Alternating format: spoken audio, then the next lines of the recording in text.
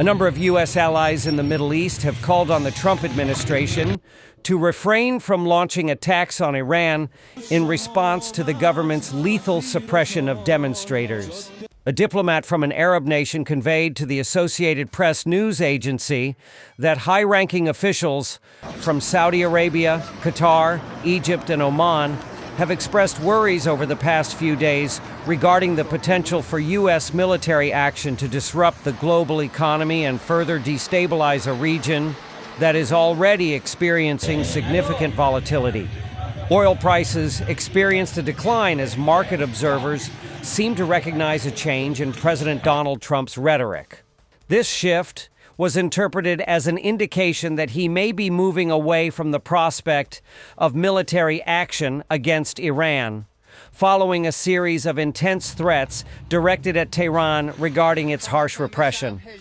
Despite this, Caroline Leavitt, the press secretary for the White House, reaffirmed that Trump has all options remaining on the table in his approach to managing relations with Iran.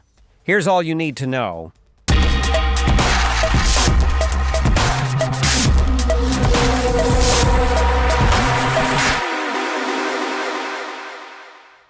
The widespread protests against Iran's theocracy seem to be increasingly stifled, just a week after the government severed the nation's connection to the outside world and intensified a violent crackdown that, according to activists, has claimed the lives of at least 2,600 individuals. Amidst this turmoil, Arab officials are navigating a complex diplomatic landscape during a time marked by President Trump's shifting and often contradictory rhetoric. In the span of just one day, Trump shifted from providing reassurances to the Iranian people, stating that help is on its way and encouraging them to seize control of their country's institutions, to suddenly announcing that he had acquired intelligence from very important sources on the other side, indicating that Iran had ceased its violence against protesters and was halting any planned executions. Arab leaders have called on high-ranking Iranian officials to swiftly halt the brutal crackdown on demonstrators. They cautioned that any retaliatory measures taken by Iran in response to U.S. actions against its interests or other regional targets could lead to serious consequences for the nation. U.S. Ambassador to the United Nations, Mike Waltz, remarked that the possibility of military intervention continues to be on the table.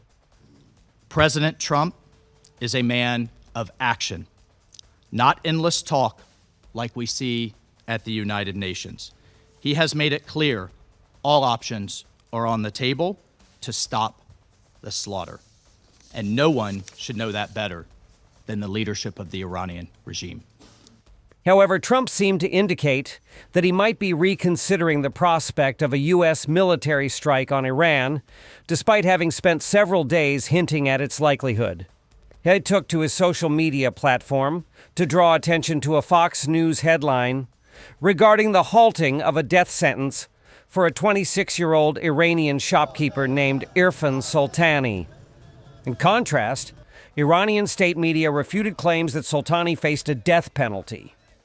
Judicial officials in Iran clarified that Soltani was being detained in a facility located outside the capital city. State media reported that he, along with other demonstrators, has been charged with engaging in propaganda activities against the regime.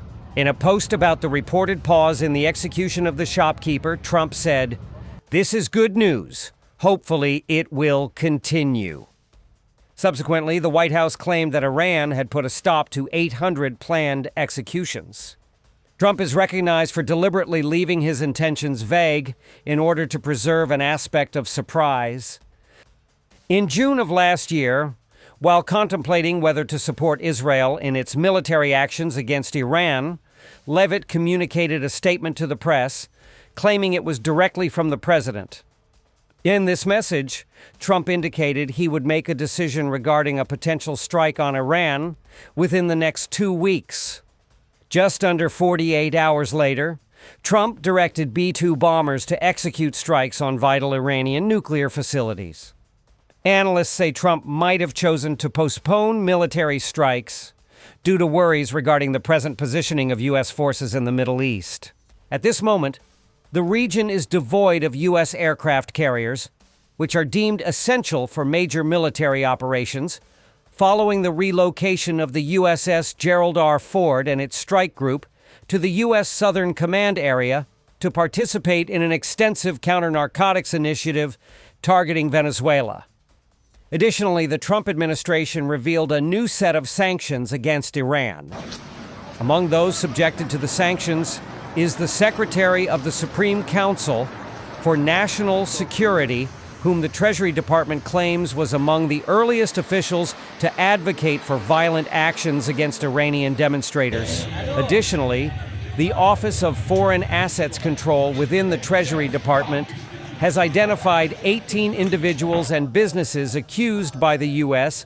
of engaging in the laundering of funds derived from Iranian oil sales to foreign markets, operating within a clandestine banking network associated with the sanctioned Iranian financial institutions, Bank Melli and Shar Bank.